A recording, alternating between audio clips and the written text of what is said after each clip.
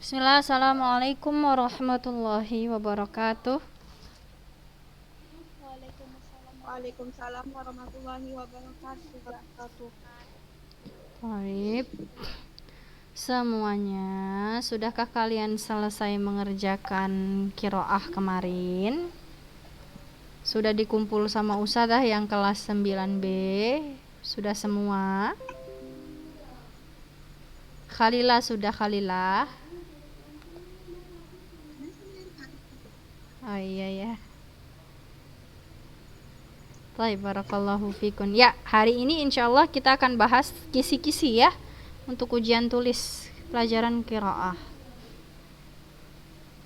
Pelajaran qiraah dan akidah ya. Kemarin kan udah usah kasih kisi-kisi akidah ya, sudah ya, dari grup ya, tapi kelas 9B belum ya. Jadi sekarang kita bahas. Nah, di awal nih kita bahas dulu tentang qiraah ya.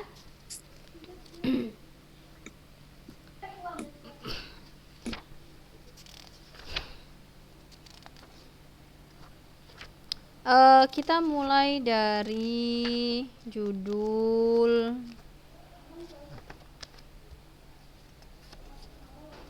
Al-Hijratu ila Ardil Habasyah, halaman 65. Buka semua bukunya, halaman 65.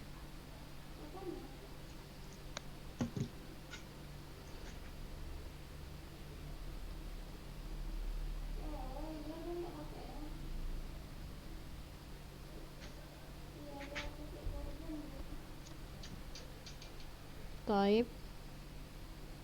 Sudah? Nanti di ujian ya ada ustadzah minta aksal kalimat, hati aksal kalimat. Ma makna aksun ya banat? Ma makna aks? Hati aksal kalimat, antonim ya, lawan kata. Ya, taib.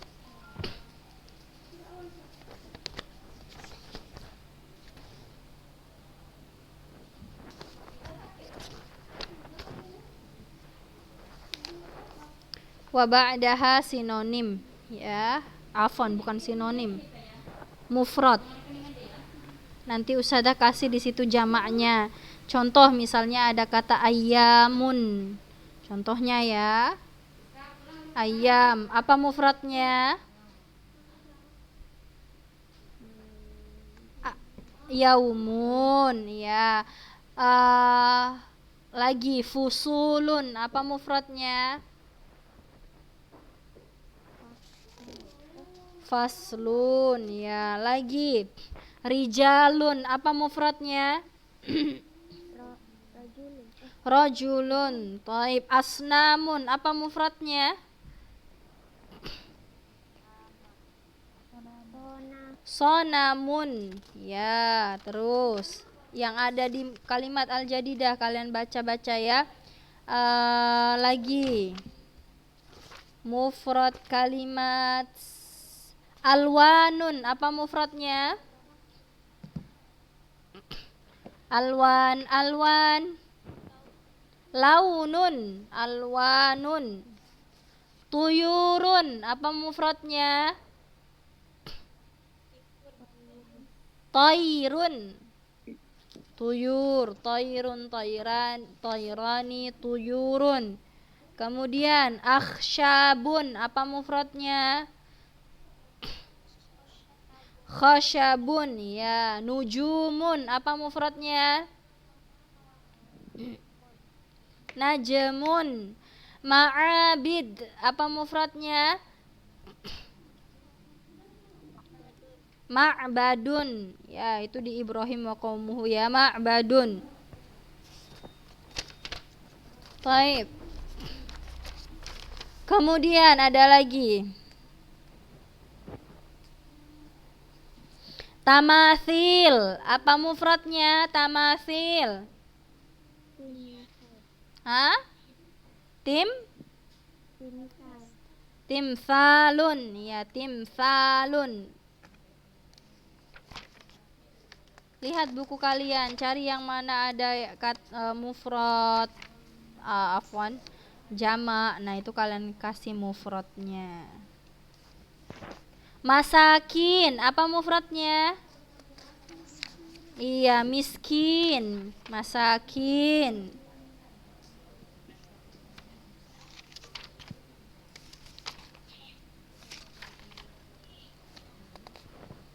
Taib. Nah, tadi pertama apa? Aksal kalimat ya, aksal kalimat. Lawan kata ya, antonim. Setelahnya mufrodat. Ya, mufrodatul kalimat. Isim mufrad ya, bentuk tunggalnya mufrodat al kalimat. Bentuk tunggal. Kemudian seperti biasa pastinya ada do'il kalimah fi jumlah mufidah ya. Itu dari fiil-fiil. Nah, kalian lihat fiil-fiil yang ada di situ apa aja. Saya ini kan ya, kalian yang buat kalimat itu dari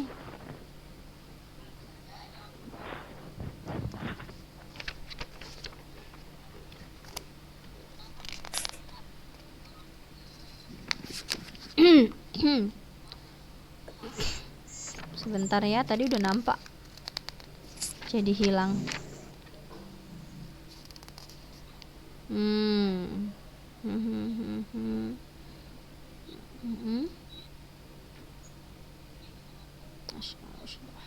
Baik, dari Ibrahim wa qaumuhu yang kedua. Nah, al kalimat al jadidah di situ. Perhatikan Ibrahim wa qaumuhu yang kedua halaman 86.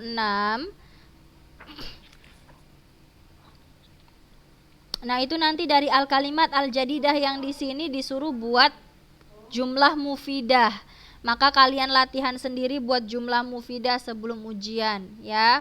Masyrikun apa kalimatnya, ghadiba yaghdabu apa, maghrib apa. Nah, di sini nanti diambil 4 ya. Kalian persiapkan semua.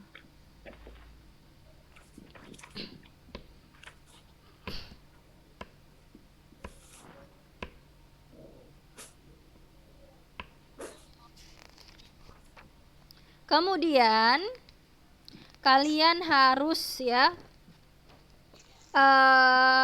bukan menghafal tapi paham nas ya, teks Ibrahim wa qaumuhu yang pertama ya. Ibrahim wa qaumuhu yang kedua tadi buat jumlah mufidah ya. Ibrahim wa qaumuhu yang pertama itu kalian pahamin teksnya. Nanti kalian disuruh mengisi ya, melengkapi teks.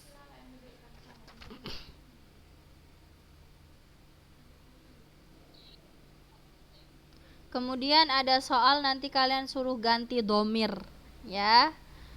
Misalnya di sini di Ibrahim wa qaumuhu, domirnya kana Ibrahimu, kana domirnya apa, huwa ya kan. Kalian usada suruh ganti menjadi ana. Berarti apa? Kuntu. Begitu.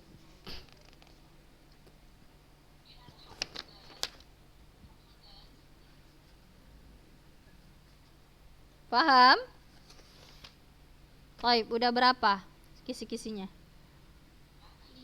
Oke, selesai. Memang cuma 5 ya. Barakallahu fiik. Nah, sekarang kita masuk ke akidah. Kemarin kelas 9A sudah ya, kelas 9B belum. Baik. Untuk akidah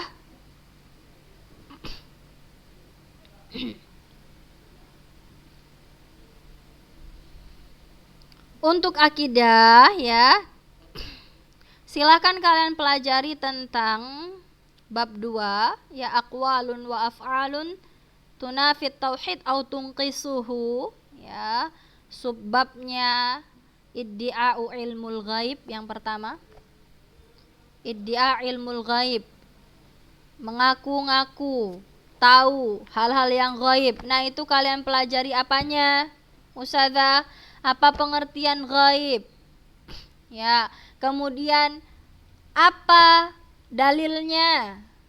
Kemudian apa hukumnya untuk orang yang mengaku bahwasannya dia tahu ilmu gaib? Jangan bilang haram, memang semua haram yang kita bahas di bab 2 ini ya. Syirikkah, kafir atau apa, munafik dan lain sebagainya, itu ada. Silahkan kalian baca dan simpulkan sendiri. Setelah dibaca, bukan disimpulkan sendiri, di situ sudah ada. Kalian ringkas sendiri. Oke, apa aja tadi? Pengertian, hukum, dan dalil. Yang kedua, hukum ta'zimul qubur. Hukmu ta'zim al-qubur. Ya. Nah, di hukum ta'zim al-qubur ini kalian perhatikan tentang apa itu ta'zim al-qubur dan bagaimana seharusnya sikap kita terhadap masalah kuburan.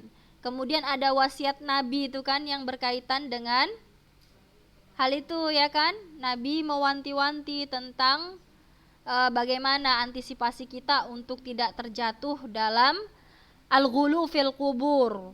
Ya, ada di situ. Nah, itu poinnya. Yang ketiga, al-istihza'u biddin. Ya, mencemooh agama. Ada tuh al-istihza'u biddin. Mencemooh, mengolok-olok agama Islam. Apa hukumnya? Oke. Apa hukum mencemoohnya? Kemudian pembagiannya tuh ada terbagi ya. Al-istihza'u biddin terbagi menjadi dua ya. Mengolok-olok agama terbagi menjadi dua. Ada olok-olokan yang jelas. Bagaimana mengolok-olok agama dengan jelas? Dengan omongan. Bilang bahwasannya Islam tuh nggak bagus tuh. Agama Islam tuh ribet. Nah, itu termasuk mengolok-olok agama. Ya, yang jelas. Kemudian ada yang tidak jelas, yang ghairu sharih. Contohnya apa? Misalnya ada syariat bercadar, kemudian teman kita bercadar, terus kita pada gini lirik-lirikan, kemudian melet-melet, misalnya ya. Habis itu apa namanya? Kedip-kedip mata sama yang lain. Tengoklah tuh. Nah, itu termasuk mengejek. Ya, mengejek syariat, mengejek agama. Nah, itu bagaimana hukumnya? Baik. Kemudian itu al-istihza'u biddin.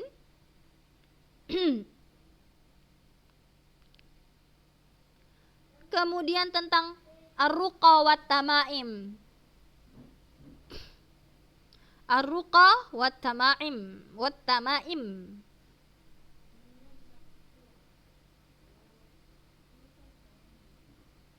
Nah, ini semalam sudah pernah kita bahas ya, apa itu ruqa, apa tuh ruqa, dan kemarin masih banyak yang salah. Apa itu ruqyah ya banat? Membacakan Uh-uh. kalimat-kalimat kepada orang sakit. Iya, ruqyah itu adalah bentuk kita membacakan, mentalkinkan sesuatu kepada orang yang sakit dengan tujuan apa? Untuk meredakan sakitnya. Nah, ruqyah terbagi menjadi dua, ada yang diperbolehkan, ada yang tidak diperbolehkan.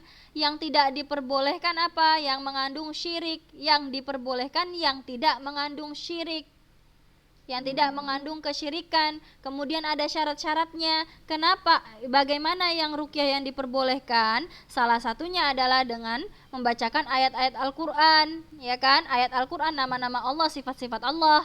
Kemudian harus dengan berbahasa Arab atau dengan bahasa yang kita bisa paham.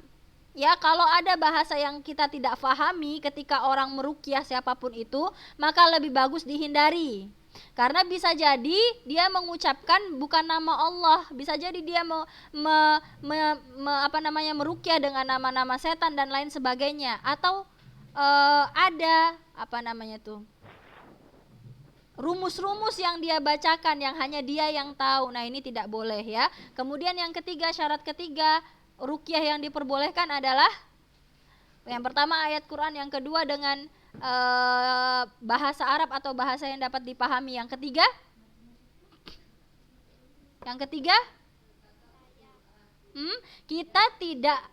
kita tidak boleh percaya yang menyembuhkan tuh ruqyah yang kita ucapkan, tapi yang menyembuhkan itu Allah. Ruqyah yang kita lakukan hanyalah sebagai wasilah, ya, hanya sebagai sebab musabab. Taib. Kemudian tamaim, apa itu tamaim? Apa tuh tamaim? Jimat. Ya, jimat. Apa tuh jimat? Jimat itu sesuatu yang digantungkan, baik digantungkan di tubuh manusia atau di lehernya atau di perutnya atau di tangannya, atau berbentuk tidak digantungkan tapi dia berbentuk pintalan yang disimpan di suatu tempat atau di pintu rumah dan lain sebagainya, ya. Nah, jimat terbagi menjadi dua, ya kan? Jimat yang berasal dari Al-Qur'an, ya, ayat-ayat Al-Qur'an, berisi ayat-ayat Al-Qur'an, dan tidak. Yang berisi ayat Al-Qur'an berbeda pendapat ulama, ada yang membolehkan, ada yang tidak membolehkan. Yang benar yang mana? Boleh atau tidak? Tidak diperbolehkan, ya. Yang benar tidak diperbolehkan walaupun itu ayat Al-Qur'an. Kenapa tidak diperbolehkan? Keumuman hadis yang menyatakan bahwasannya tamaim, menggantungkan jimat, adalah syirik. Umum hadisnya, tidak ada hadis khusus yang menjelaskan bahwasannya boleh kok jimat kalau dia berasal dari ayat-ayat Quran. Tidak ada dalil yang mengkhususkan tentang itu. Karena dalilnya umum, maka umum berarti umum, mencakup itu dari Quran ataupun tidak. Menggantungkan jimat adalah haram. Yang kedua, apa? Alasan yang kedua apa? Alasan yang kedua apa? Kenapa jimat walaupun dia dari Al-Quran, terbuat dari ayat Al-Quran, tidak boleh, haram? Kenapa?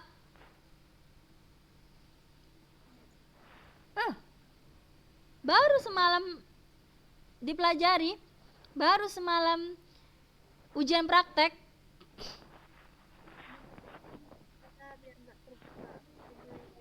Iya, biar tidak terbuka pintu kejelekan yang lain. Maksudnya bagaimana, Ustazah? Bisa jadi ketika diperbolehkan menggantungkan jimat dengan ayat Al-Quran, ya, bisa jadi terbuka pintu keburukan yang lain. Contohnya apa? Nah, ayat Al-Quran kan berbahasa Arab, ya kan? Ayat Al-Quran berbahasa Arab. Ini siapa nih yang ribut banget? Ayat Al-Quran kan berbahasa Arab tuh. Nah, kalau kita misalnya, ya, yang sudah tahu Al-Quran, yang sudah menghafal Al-Quran, tolong dimatikan mic-nya semua. Yang sudah pernah menghafal Al-Quran, ya, kita tahu tuh, oh ini bukan ayat Al-Quran. Karena apa? Karena kita sudah pernah menghafal. Itu pun kalau hafal semua, ya. Kalau tidak, ini ayat Quran bukan, ya. Ini ayat Quran bukannya. Nah, apalagi orang awam yang tidak sama sekali misalnya belum pernah menghafal Al-Quran, atau dia tidak tahu ayat Al-Quran semuanya 30 juz. Dia taunya cuman Al-Quran itu berbahasa Arab, tulisannya tulisan Arab. Nah, bisa jadi ketika menggantungkan jimat dengan ayat-ayat Al-Quran diperbolehkan, kemudian ada misalnya seseorang yang menggantungkan jimat, tulisannya tulisan Arab, padahal bukan Al-Quran. Nah, orang kira ini tulisannya Arab kok, kenapa nggak boleh? Kan ini ayat Al-Quran, padahal bukan ayat Al-Quran. Jadi menutup pintu untuk ke situ, ya. Maka tidak diperbolehkan jimat, menggantungkan jimat walaupun jimatnya berasal dari ayat Al-Quran. Yang ketiga apa? Kenapa tidak diperbolehkan?